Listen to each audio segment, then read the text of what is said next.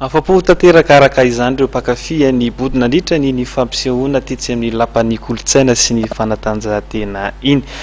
Efa niditra eo amin'ny tontolon'ny kolotsaina isika dia mbola izay ihany koa no anizantsika ny fotoanantsika amin'izao takariva izao. Tafiditra tamin'ny fankalazana ny fetiny ireny dia nisy ny sabotsy ito ny filatroana no tanterahana tetsy amin'ny Le Louvre Antaninarenina.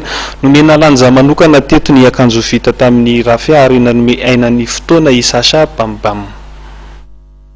Androany ity zany à l'occasion ny fête des mères zany sady mamoaka koa ny talentany styliste maromaro ohatran'ny Junior sy Angela zay styliste manana ny maha izy azy dia manome roapolo ny vahoaka zany hoe zao zavatra vokatrisa bambam sy ny olona miaraka aminy. Tany amoaka collection voalohany aloha tapis rouge ny anarany collection voalohany robe de soirée sy ny dia rehefa eo collection faharoa mora gasigasy à base na rafia matière gasy zany dia ato koa zany mamoaka collection izy collection ohatra zany momba ny récupération matetika ny tellement zao tamin'izao dia CD sy ny papier dia accessoire fotsiny atao comme ça.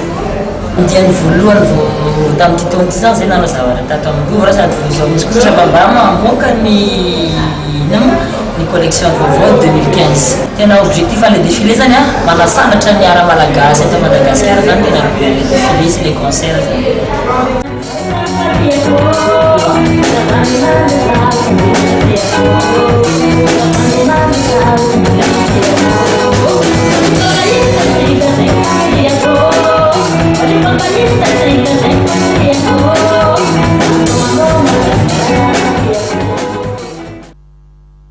Iny sary mahafinaritra iny koa tompoko klasy tovovavy no manakatona ny fotoanantsika tamin'ity ariva ity. Soaranay teto amin'ny fahitalavitra matevenao nanaraka hatramin'ny farany vaovao izay nentina ho antsika tamin'ity androany ity.